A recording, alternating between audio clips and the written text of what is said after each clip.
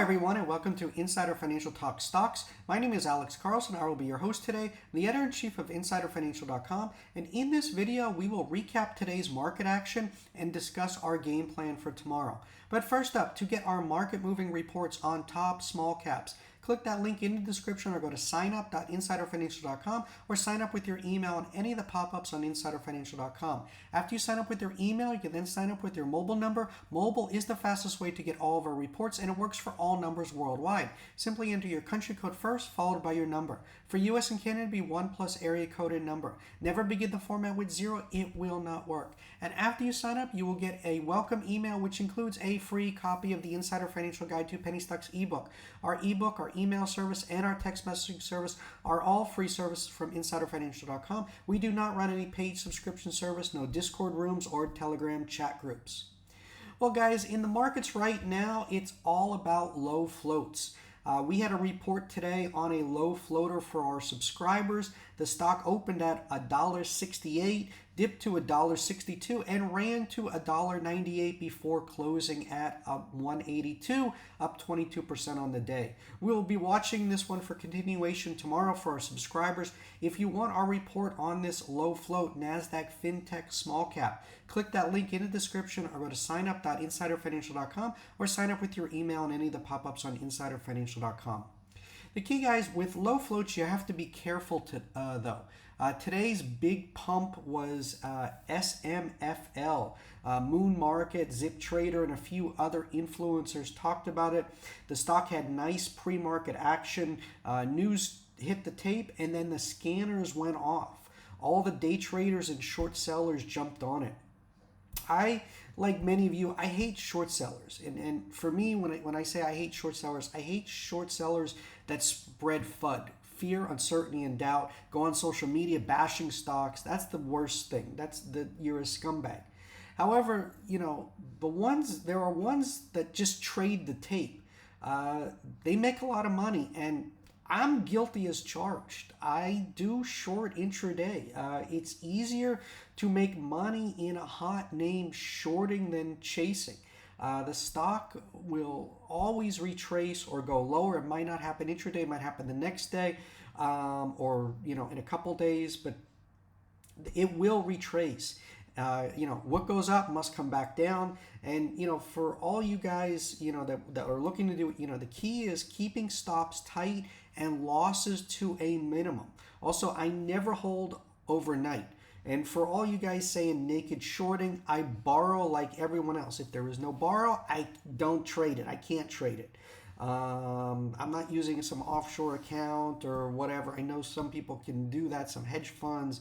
That's intraday. They're not doing the borrow, but they're not doing the overnight. The people saying that they're naked shorting huge positions overnight. That's a bunch of BS. Shorts are not stupid. They are not going to leave themselves exposed like that. And shorting has saved my account and allowed me to continue being a profitable trader in a difficult market. If you guys want short plays, leave a comment below and let me know your thoughts on what I just said. I'm always interested in others' opinions, especially if you watch this channel. You take time out of your life to listen to me for 10 or 15 minutes. The least I owe is a reply to a comment. We need to remove the toxicity out of social media and be more respectful of others and listen to others' opinions, even if you don't agree with them. But trading a name like SMFL with a lot of volume requires patience. You need to monitor the VWAP and look for exhaustion signals like RSI and red candles. Today's VWAP on SMFL was 384. We closed at 335. So the traders that bought today, they're underwater. If it doesn't get above there tomorrow or the next, all the week longs that bought today will panic sell and drive the price lower. It's a fact. As a short, I will jump on that momentum. As I talk about here, guys, I'm trying to, trend, I'm not trying to fight the trend. I'm trying to ride the trend, ride that wave, get in, get out, make money, move on to the next play. I don't fall in love with any plays. If you want to fall in love with plays, go buy Berkshire Hathaway, Apple, Microsoft, Nvidia, etc. A big cap. And I know, on SMFL, you guys watch other channels doing your due diligence, and they will all say it's going to the moon. Just be careful. The price action, to me, this is pump and dump. If it looks like a pump and dump, feels like a pump and dump, then chances are it's a pump and dump. So just be careful here, guys, and I just don't want anyone becoming a major bag holder. But right now, I am bullish on the overall markets. Looks like that debt limit will be raised and we won't go over the fiscal cliff. Yesterday, President Biden met for about an hour with House Speaker McCarthy, Senate Majority Leader Schumer, Senate Minority Leader McConnell, and House Minority Leader Jeffries. The White House called the meeting productive and direct, and reports said that the leaders reached the consensus that defaulting on the debt was simply not an option. McCarthy told CNBC that he doesn't think a default will happen. So there was concerns, and I talked about this on the channel, that I was worried about some members of his caucus that are just going to be intransigent, that want us to default, that just want to, anarchy, disrupt government.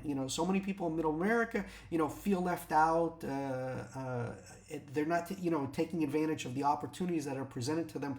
And, a lot of it is because if you close-minded, like if you close your mind off to shorting or trading OTC or whatever, you're going to leave money on the table. The key is, and what I try to preach on this channel is, go where the opportunities are. Follow your trade setups, develop a plan, and stick to it. And if you do that, you will be a much more profitable trader at the end of the day, end of the week, end of the month, end of the year. The White House also confirmed the report that Biden would cut short his planned trip to Australia and Papua New Guinea and will return to the U.S. on Sunday to oversee more congressional meetings in order to avoid the so-called X date of June 1st. And SPY and QQQ both trended higher on the news. This morning it looked like they were going to go lower, but then they got the bid, they got that chatter, and the markets rallied into the close. AI, and this is specifically AI, it continues to be one of our favorites here at InsiderFinancial.com. The stock was up 14% today. I know everyone is looking for the next AI like CXAI. Down 14% on a up day is not a good sign. My opinion is to own the best of the best, and that's AI, Nvidia, NVDA, and Microsoft. Over on the biotech sector, IMMP had solid news today before the bell. The company announced that the company's drug FT, in combination with whatever this is, achieves excellent initial overall survival benefit in first-line non-small cell lung cancer. So positive news. That's why the market rallied today, but again, couldn't hold the gains. For anyone, I trade biotechs. Guys, you got to be watching for an offering. They like to do them after hours, pre-market. That's why I get nervous holding these biotech runners overnight. You always have to worry about that unannounced offering. Biotechs need a ton of cash for trials, and they look at a price spike as an opportunity to raise money with less dilution. And I apologize, sorry to be so blunt tonight. I'm just tired of so many, following the FOMO and turning into bag holders. Your job as a trader investor is to make money, period, and not lose money. Warren Buffett says rule number 1 is don't lose money, and rule number 2 is read rule number 1 again.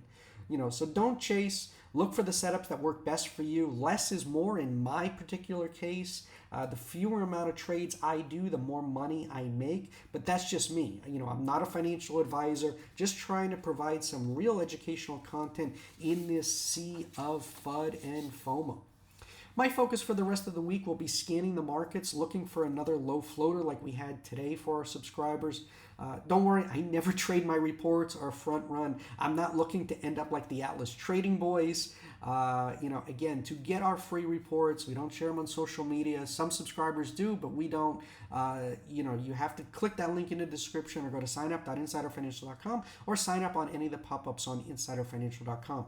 No spam. Your info is never shared. Unsubscribe anytime. You can even sign up just to see the level of research we do at insiderfinancial.com and unsubscribe. Finally, Insider Financial and I are not investment advisors. This video does not provide investment advice. Always do your research, make your own investment decisions, or consult with your nearest financial advisor. This video is not a solicitation or recommendation to buy, sell, or hold securities. This video is our opinion, is meant for informational, educational purposes only, and does not provide investment advice. Past performance is not indicative of future performance. Thanks for watching. Remember to smash that like button and hit the notification bell to be notified when a new video is uploaded. Good luck, guys, tomorrow, and bye-bye.